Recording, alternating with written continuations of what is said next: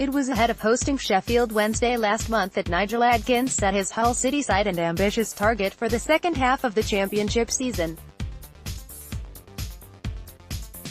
The final 20 games, by his reckoning, would need to yield 40 points if hopes of reaching the playoffs were to be kept alive. And so far, so good. Almost. 7 points have come from the last 4 games against Wednesday, Aston Villa, Blackburn and Stoke, a return only marginally behind Adkins' aim to average 2 points per fixture from here on in. Another 33 need to come from these next 16 games, and one look down the fixture list that leads from winter into spring illustrates where City's promotion push will most likely be launched. Hull City manager Nigel Adkins, an upwardly mobile side that has won its last 5 home games, now faces a run of fixtures at the KCOM Stadium that should have Adkins privately smacking his lips. Rotherham, currently 21st in the table, Millwall, 20th, Birmingham, 8th, QPR, 14th, Reading, 22nd, and Wigan, 19th, are the next 6 visitors to East Yorkshire in a run all the way up to Easter. None can be taken lightly, of course, yet the best chances for City to close the 4-point gap that stands between them and the top 6 will all come on home soil. Hull City team spirit is the envy of the championship, says Nigel Adkins. 14 points, you suspect, has to be the minimum aim from these half-dozen games. Rotherham, who visit the KCOM Stadium next Tuesday, have not won away all season, while Millwall, Reading and Wigan have so far all mustered just 1 victory from 15 games on the road. Jared Bowen of Hull City congratulates his teammate Camille Grosicki. Image, focus. Birmingham and QPR have shown plenty to suggest they can interrupt City's productivity on home soil, but the Tigers have been close to flawless at the KCOM Stadium over the last 2 months. Despite not winning back-to-back home games during Adkins' first year in charge, City have now racked up 5 straight victories in front of their own supporters. Brentford, Swansea, Bolton or Sheffield Wednesday were all swept aside before Stoke became the latest guest to leave empty-handed when beaten 2-0 on Saturday. In 4 of those 5 wins, City have kept a clean sheet with a goal difference of +14 to boot. Not since recording an 8th straight home win on New Year's Day 2005 has the KCOM Stadium known a more enriching sequence, and the justified hope is that there will be more to come.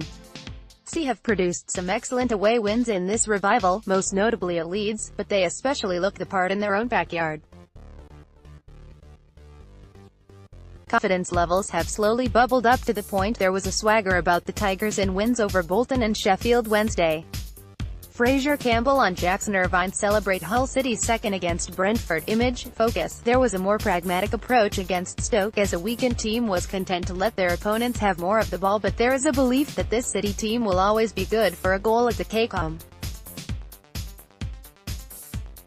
Despite scoring just 7 goals in the opening 10 home games of this season, the Tigers have plundered 16 in the last 5 fixtures at the KCOM.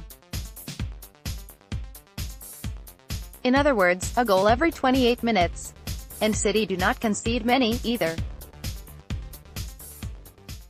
Only Middlesbrough have leaked fewer goals at home this season, with 6 of the last 8 visitors to East Yorkshire leaving without scoring past David Marshall.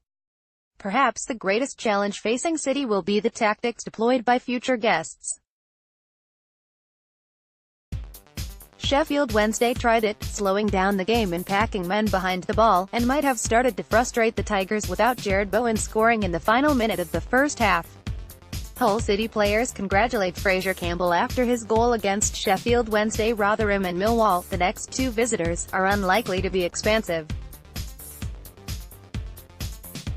Patience might need to be the greatest commodity. Adkins will nevertheless know the importance of these upcoming home games.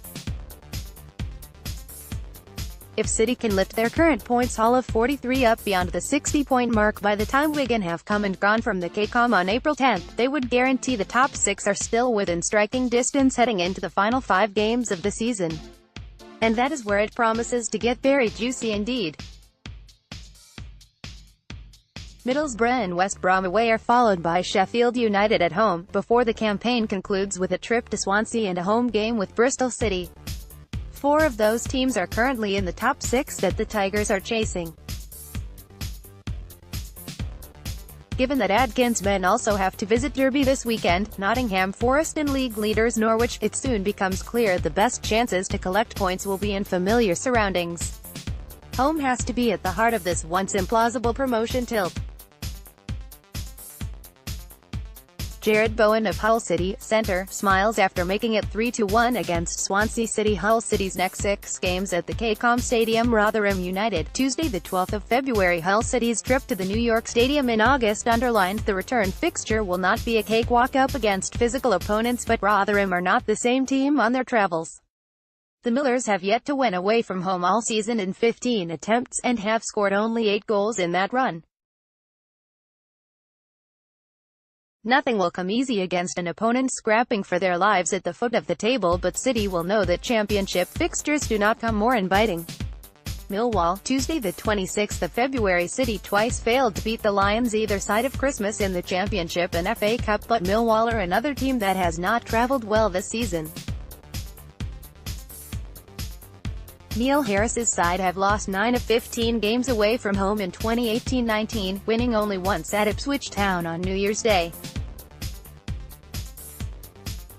Adkins will still get shivers down his spine when remembering the Lions' last trip to the KCOM Stadium in March 2018, but that awful 2-1 defeat came up against an opponent on a roll.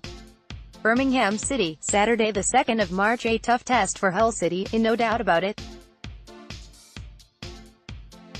Birmingham, currently level on points with the Tigers, have stalked the top 6 for most of the season without kicking on, but Saturday's 2-0 win over Nottingham Forest showed they are still firmly in the mix. The 3-3 draw at St Andrews in November showed that City can hurt the Blues, and this is likely to be a fixture where the Tigers will begin as favourites. A 2-1 win at Leeds in September showed Birmingham are capable of big away results, though. QPR, Saturday the 16th of March. The final fixture before the March international break will be another test of City's promotion credentials, even if QPR have begun to fall off the pace in the top half. Steve McLaren's side are without a win in 5 and have already suffered 1 defeat against the Tigers this season. QPR have only won 4 of 15 away games this season, but they have collected points from Birmingham, Stoke, Nottingham Forest and Aston Villa. Reading, Saturday the 6th of April. City the Royals won after a humbling trip to the Madejski Stadium in September.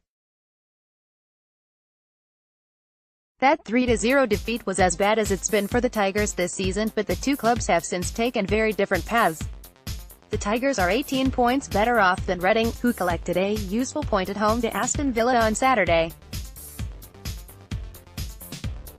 Fortunes have been much tougher on the road, however, with just 4 points collected from a possible 33 since winning away to Preston in September. Wigan Athletic, Wednesday the 10th of April. Wigan have struggled since an excellent start to their championship return, winning just 3 of their last 17 games. The struggles have been particularly apparent on the road. Since winning at Stoke in August, Wigan have lost 11 and drawn 2 of the next 13 away games. There could be a sharp need for points by the time they visit the KCOM Stadium in April, and they have already shown City what they are capable of when winning 2-1 back in September.